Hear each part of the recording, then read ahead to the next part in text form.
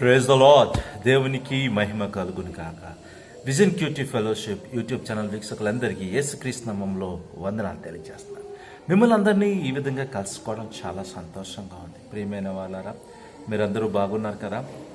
మనము ఇర్మియా గ్రంథం నుంచి ధ్యానాలు చేసుకుంటున్నాం. నేడు మన ధ్యానం కోసం ఏర్పాటు చేసుకున్న వాక్య భాగం ఏమనగా ఇర్మియా గ్రంథము 38వ అధ్యాయము 1 నుంచి 13 వచనాలు. దయచేసి మీ దగ్గర బైబిల్ ఉంటే తెరవండి, కలుసుకొని వచ్చాను చదువుకొని మనం ధ్యానంలోకి వెళ్దాం.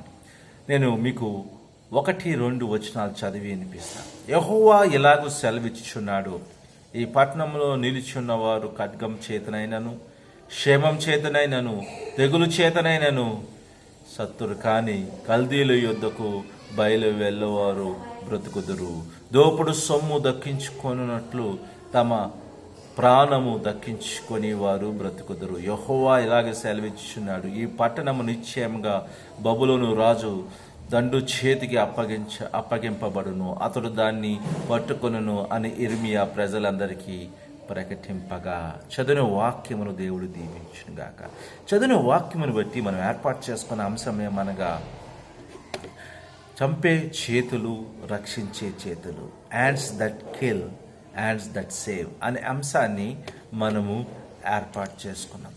మనము ఈ వాక్య భాగము బాగా చదివిన తర్వాత సారాంశాన్ని మనం గమనించినట్లయితే, దేవుడు ఆజ్ఞాపించినట్లుగా మనము తీర్పును అంగీకరించాలి మరియు బబులోనికి లొంగిపోవాలి అని ఇర్మియా దక్షిణ యూదా ప్రజలకు ప్రకటించాడు. అప్పుడు రాజు భవనము అధికారులు ఇర్మియాను సైనికులు మరియు ప్రజల మనోధైర్యాన్ని తగ్గించే విధంగా ఉన్నాయని ఆయన ద్రోహిగా ఆయన నిందించారు మరియు అతనిని చంపమని రాజు సిద్కియాను కోరారు.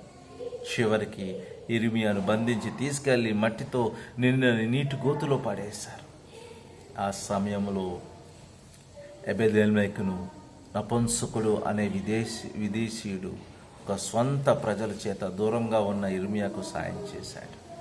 ఇర్మియా పట్ల అన్యాయంగా వ్యవహరించారని రాజుకు సూచించాడు మరియు అతడు ఇర్మియాను రక్షించాడు కదండి. ఈ విషయాలన్నీ కూడా మన వాక్య భాగం చదివితే సారాంశంగా మనం చూడగలుగుతున్నాం. ఇంకా మనం లోతుగా ధ్యానం చేస్తే దేవుడు మనకు నేర్పే పాఠమును గ్రహించడానికి వీలు కలుగుతుంది. 5వ వచనం, పిరికితనం కూడా అన్యాయమే. ఇర్మియా నిర్దోషి అని తెలిసినప్పటికీ సిద్కియా ఇర్మియాను అధికారులకు అప్పగించాడు.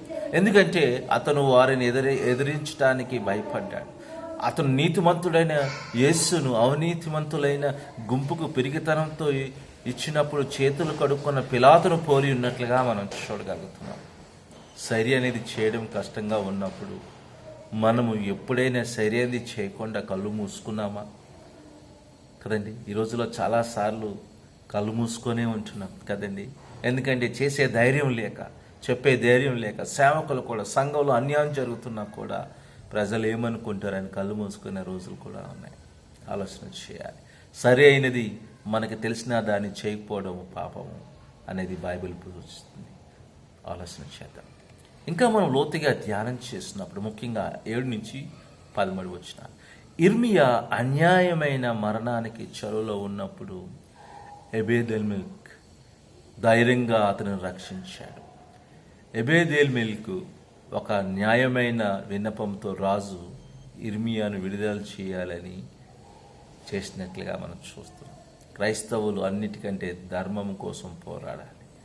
మనము ప్రశ్నించవలసిన కొన్ని అన్యాయమైన విషయాలు ఏంటో ఆలోచన చేయాలి. ఈరోజు మనం ఆలోచన చేయాలి. సంఘంలో అన్యాయమైన వాటిని మనం ప్రశ్నించాలి. అన్యాయమైన వాటిని సరిదిద్దడానికి మనం మాట్లాడాలి, నోరు విప్పాలి. మౌనంగా ఉంటే మనం కూడా దానితో ఏకీభవించినట్లే. ప్రియమైన వాళ్ళరా, దేవుని వాక్యం ఇచ్చిన ప్రతి ఒక్కరు ఈరోజు విషయాన్ని ఆలోచించాలి. ఏ విషయాలు మనం మాట్లాడాలి, ఏ విషయమై నోరు విప్పాలి, ధైర్యంగా మాట్లాడాలి. మనం చూస్తూ ఊరుకుంటే అది పాపంతో సమానం. ఆలోచన చేద్దాం, ప్రార్థన చేసుకుందామండి. ప్రభా, మీ నామానికి ఎంత వందనాలు. వాక్యముని బట్టి వందనాలు. వాక్యం వింటున్న ప్రతి ఒక్కరిని దీవించమని యేసుక్రీస్తు నామములో ప్రార్థన చేసి పెట్టుకుంటున్నాం తండ్రి, ఆమేన్. ప్రియమైన వాళ్ళారా, ఇప్పటి వరకు దేవుని వాక్యం ఓపికగా విన్నారు. దాన్ని బట్టి మీ అందరికీ వందనాలు చెల్లిస్తున్నాం. మీ అనుభవాలను మాతో పంచుకోవాలని ఆశపడుతున్నట్లయితే మమ్మల్ని సంప్రదించండి. దేవుని కృప మీకు ఎల్లప్పుడూ తోడైంది. ఆమెన్.